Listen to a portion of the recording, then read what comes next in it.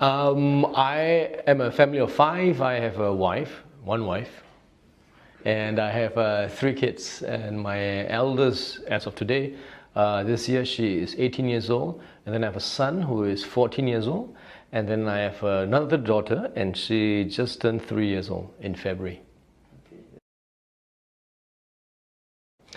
How much time do I have for them? Well, let's just put it this way. In the past 20 years when I was full-time with the TV station, everybody had to work around my schedule. And my schedule was a hectic working schedule. So a lot of times when I was free, they weren't free because they were at school or something else. And when the school holidays came along, I wasn't free because I was filming, busy filming and all that. Now it's the opposite. Now I am at home, waiting for them to be free, so that whenever they are free, I can do stuff with them, either as a family as a whole, or I do it individually, meaning that I spend time with maybe father and son, or father and baby. I bring her to the zoo, for example, or father and daughter, we go out for a movie, or husband and wife, and my wife, we go for a date, which was so lacking in the past few years. Yeah. I think my children will say that the best thing about traveling is that there's no more household chores. So everything is room service and taken care of by housekeeping. But beyond that, I think it allows the whole family to be taken out of an environment that may have become too routine, maybe even too stressful. And when you get out to a new environment, your eyes are open to new horizons. There is a phenomena that happens, the family bonds. Because everybody is starting on the same fresh page and they're sharing the experience, and that's something that you cannot get by just looking at the TV and say, oh look, there's a nice mountain there, oh that's a good bird, lion. No, you have to travel and be there, and that's when the family really learns more about each other, learns more about the world, and just basically bond better. When I left, my first trip that I wanted to do was something that I had promised my son for 3 years and turned him down. He had been asking to go for a snow-filled holiday, and every time I said no, Daddy is busy filming. So this time around, we booked on a dream trip to Rovaniemi. And for those who don't know, Rovaniemi is in the Arctic Circle, and there's a town called the Lapland town, and it is the official Santa Claus town. And we booked it for Christmas. Everywhere there was Santa Claus. Everywhere there was snow. It was beautiful. It was so white, so clean. I felt like eating the place because it's so white and clean. It's like it's not dirty at all. It was a wonderful trip. It was very cold. I now know the new meaning of, when you say cold, you think, oh, cold. No, this is really cold because it's minus 30 degrees. And even wearing after all the layers of clothes, you still feel a bit of cold coming through you. And it was an experience that we'll never forget. We plan to go back again in 5 years' time because our youngest, she was only less than 2, and she wanted to touch the snow, but she didn't want to wear any winter wear. So can you imagine a little baby with singlet and shorts going out in minus 30? She would like go out and then we can bring her back again, 2 seconds. Then she wanted, I want to go out, then go out again. And bring her back. So it was, we thought, oh yeah, poor thing, she never really actually got to go and play with the snow and everything. But it was hard to explain to her because her mind couldn't understand, why am I putting on so many cloths on my body? So we reckon that when she's 5 years old, 6 years old, we'll go back again and have a good one again.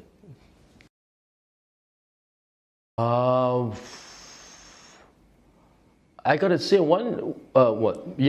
gone for a few vacations, and then there was one I did father and son time because I need to catch up with him, father and son time. He missed out a lot. I wasn't around a lot. So I booked us on a dream trip to Bali. It was a water theme park trip. We got passes to go to the water theme park and everything. We were having a wonderful time, and because it's just 2 boys, right, so we can eat what we want.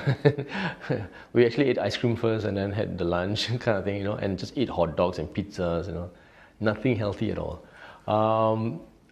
But what stood out for me on that trip was that when we were queuing up for the rides, and there were many times when we did this, we were always like, oh, hey, all right, we're going to go down, woo-hoo, all that. But this one particular time, he became quiet. And he turned around to me, and he had this solemn look, and I thought, oh no, he's got something bad to tell me now. I was wondering what it was now, what this bad news is.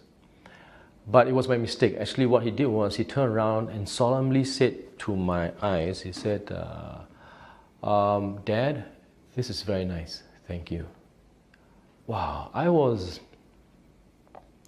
and like now I'm swallowing a lump because I didn't expect that at all. I mean, I wanted to have a good time, but I realized how important this father and son time was for him, and it was for me too, but I didn't realize how important it was for him to turn around and say in a solemn way. He didn't say, hey, that is very nice, oh wow, very good, oh yeah. No, he turned around and with the most of sincere of hearts, he turned around and said, Dad, this is nice. Thank you. I mean, which son would turn around and say thank you to the father? Usually they don't care. Your money is my money, kind of thing.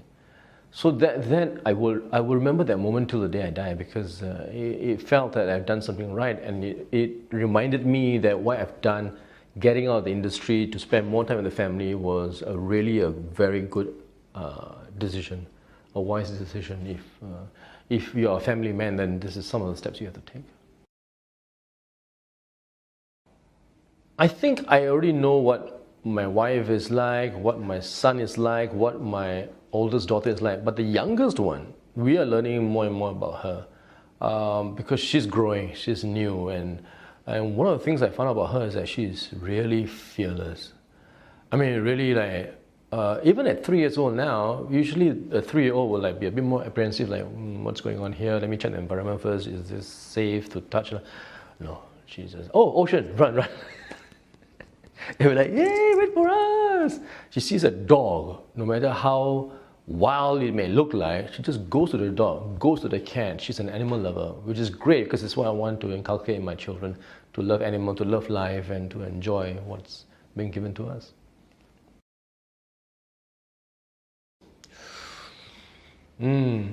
I've been to a few places. I'm torn, no, because there's so many good places to go to, and of course dream trips allow me to go there, and that's a problem I have. When I see the dream trips, I want to go for this one. No, I think I want to go for that one. No, I think I want to go for this. There's so many, it's insane. It's between Australia, I know this is going to be weird, between Australia, India, China, and Ireland. I don't know why, but Ireland seems so far away and cold. And it's all about the castles and the knights and all that, and that attracts me. China, I want to go and see the Great Wall of China, and just China is such a big country, and it's the more I learn about it, the more I realize that it's got Russian influences, it's got Indian influences as well.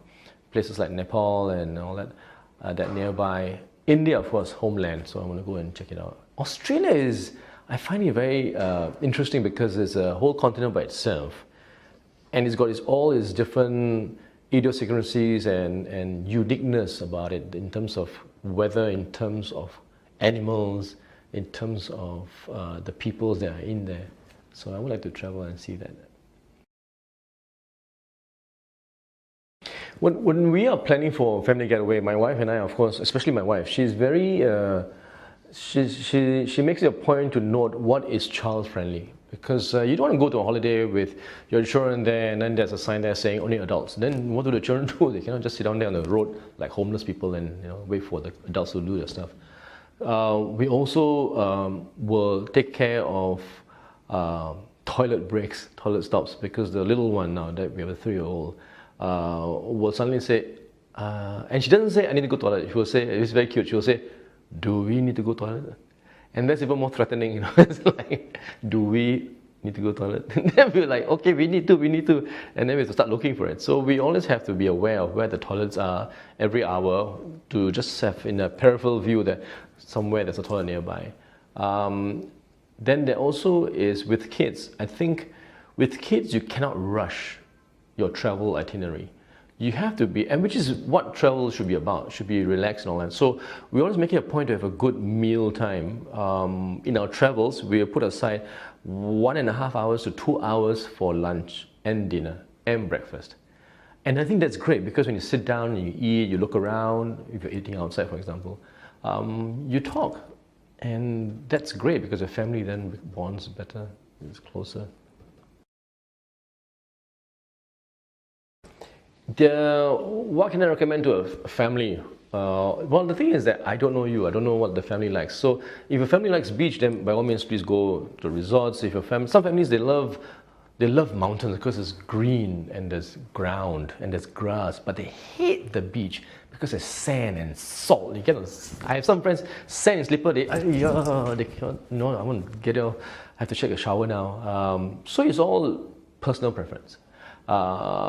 Personally, my family, we love the beach. My kids love the sand and the sea. My son, every time we go to a beach, must dig a hole. And I'm not saying like a little hole, it's like a hole the size of a jacuzzi. We will spend about 2 hours digging that hole and we'll be very tired. I always tell myself, this is a good workout. This is a good workout. Well, my muscles are growing, it's good. I'm bonding with my son and I'm getting bigger muscles. Then when it's done, you have to cover it back because somebody might fall into the hole, right? He has this thing about digging the hole and then sitting down there later and then waiting for the seawater to come in so that we can just... my older daughter though, she likes forests, she likes creatures, she likes taking pictures. So forest, mountainous areas is great for her. My littlest one, she couldn't care less. Anywhere also is good. But she loves the water. That's just one thing though. She sees the sea, she's off. You blink one eye, just blink for 1 second, and then, where's she? She's swimming already to South China Sea, swimming to China. That's good. Yeah, that's her. Yeah. Our most recent trip was to Vietnam and a place called Hue, which I've never heard of before. But thanks to Dream Trip now, I know a place called Hue, which is between Hanoi and Ho Chi Minh. And I was telling people I'm going to Hue, huh? I say Hue, they, huh? Hue, huh?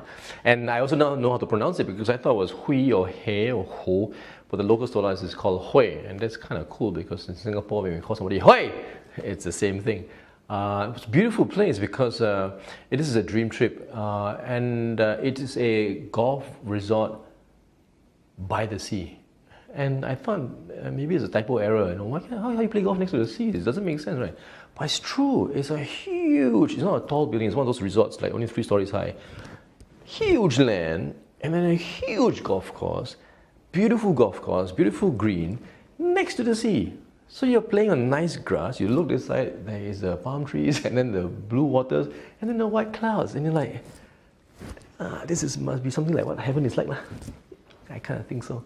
And it was a beautiful trip and enjoyed it tremendously. Went with friends and family. Next trip we're looking forward to is California. Why we're going there? We're going on a trip to Disneyland. We booked it on Dream Trip, Anaheim. And you might think, oh, it must be for the little one because she said, no. This trip is for the oldest one. The reason being is that she's going to go into university and then she told her family, hey, you know, before I go to university, I will have no time for all this enjoyment stuff. We all go for one more theme park trip? And we thought, yeah, why not? Let's do this. And then we figured that, so we booked a Anaheim trip through Dream Trip for 4 days, 3 nights. And we thought, since we're already there, we might as well enjoy a bit more. So we're going to spend about a month in California. We're going to go to different places, go to San Diego, go to San Francisco, go to Las Vegas, and go to Monterey Bay. There's a huge, it's like our SEA aquarium, sea aquarium thing. And we were there before with my oldest daughter when she was just 4 years old. So it's kind of like a nice homecoming trip to us. It'll be quite nice. Yeah, looking forward to it. Some of my travel must-have. Okay, let me just show you some, not all, just some. Okay, here we go. Sunglasses. Not to look cool, but because it's sunny, then you protect yourself. And I like to drive a lot when I'm on a holiday, so it helps. Sunglasses. Of course, your wallet. You need everything there. Your credit cards are there. Money. iPad. This is, well, I always tell my wife this is for the littlest one in case she gets bored or whatever, we can show her this, but usually it's me using And then of course phone to keep in touch with anybody, to call anybody, emergency, GPS, maps and all that. And then about 12 underwears inside of different colors. Cannot show you. Shy.